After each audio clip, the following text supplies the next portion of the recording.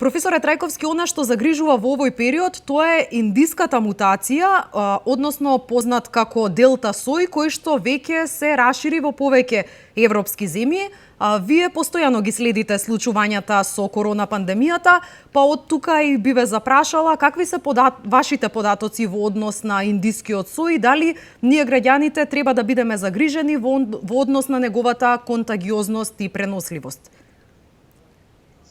Индискиот сој, така наречен поради земјата во која што првпат е диагностициран, односно секвенциониран уште во април месец, представува една високо заразна варијанта на вирусот, која што е ставена на листата на најпреносливите вируси, односно варијанти на коронавирусот.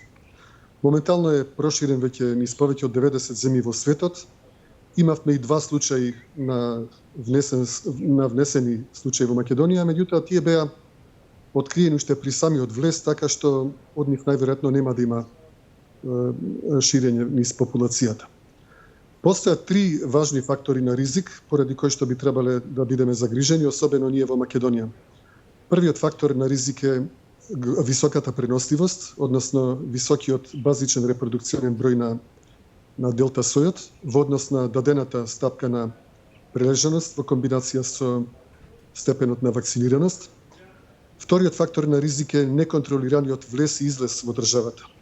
Во случајот ние немаме, другите земји немаат проблем со нас, но ние имаме проблем веќе со другите земји.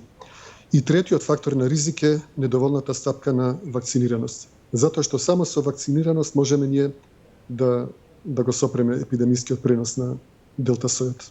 Така ги споменавте факторите на ризик, кога сме веќе кај нив, вториот фактор на ризик, она што рековте дека има опасност да ни го донесат, односно ние да се плашиме од земјите, од останатите земји. Кај нас и мерките веќе се укинати, нема полициски час, рестораните, ноќните клубови работат без ограничување. Веќе можевме да видиме по социјалните мрежи дека младите се забавуваат, границите се отворени, туризмот веќе на големо почна. Како што кажавте, има опасност да ни се донесе од надвор. Дали можеби требаше некакво ограничување во однос на мерките, можеби во однос на влезот во државата, за да можеме да се заштитиме ние од надвор?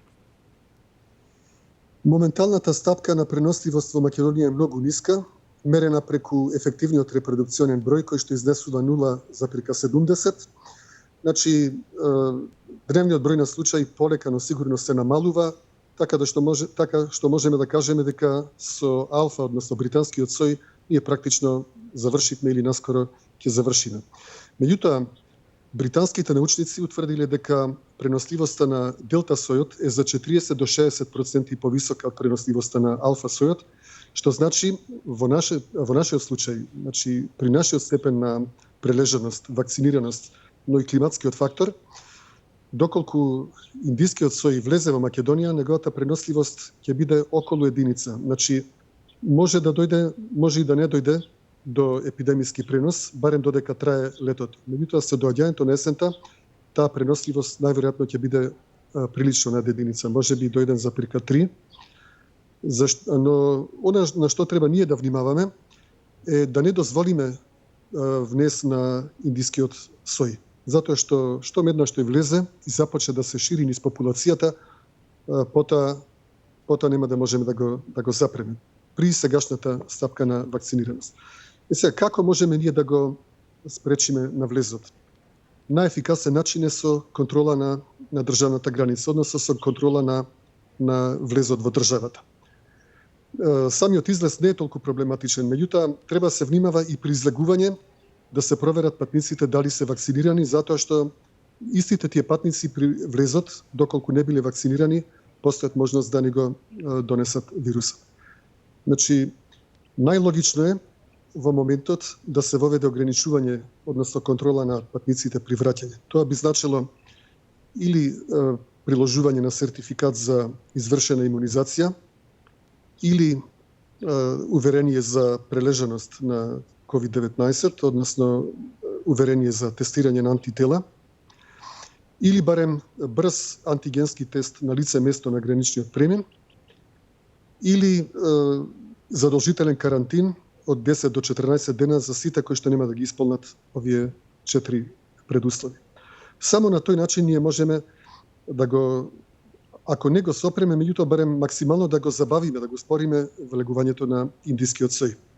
Затоа што еднаш штом влезе, дури и при единечна преносливост, тој сој нема да се изгуби, дури да не се прошири по геометриска прогресија, нема да се изгуби до доаѓањето на есента. А потоа штом се подобрат условите за преносливост за самиот вирус, може да дојде и до ескалација на индискиот сој. Така и на крај, Кусо, јас го споменавте доаѓањето на есента, кое што ни најавува и можен нов четврти бран. Се извинувам, може да биде и поопасен доколку индискиот сој влезе во земјава. Вакцинацијата се одвива во моментов со забавено темпо. Имаме околу 280 граѓани кои што се вакцинирани. Се најавува сега во моментов од јули старт на некоја помасовна имунизација. Треба да добиеме поголема количина на вакцини, но поголемиот дел од тие вакцини што ќе ги добиеме, реално им треба и подолго време за да создадат имунитет кај населението. Тоа и самите епидемиолози го кажуваат. Дали оваа масовна имунизација е навремена за да создаде доволно имунитет кај граѓаните за да бидат подготвени во септември доколку има нов бран? Единствениот и најправилниот начин за сузбивање на епидемискиот пренос е масовна имунизација, односно вакцинација на што е можно поголем процент од населението. Пресметките кажуваат дека е потребно имунизирање на најмалку 1,1 милион жители на Македонија доколку сакаме да спречиме есенски бран. Моменталните бројки се далеку од тоа ниво.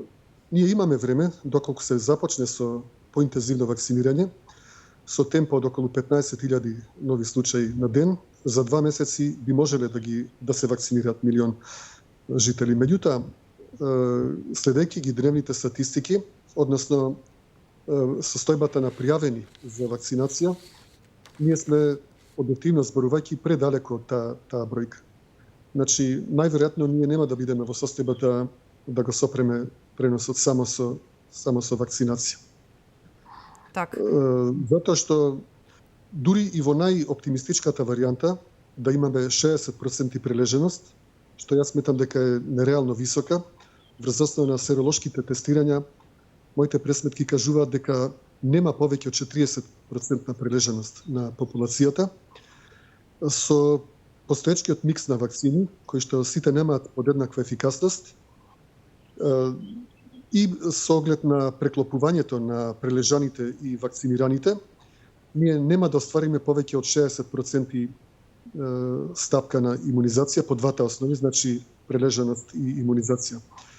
Што е премалку за делта варијантата, која што ќе престане со епидемиско ширење дури при 80 до 85% прележаност и имунизираност заедно.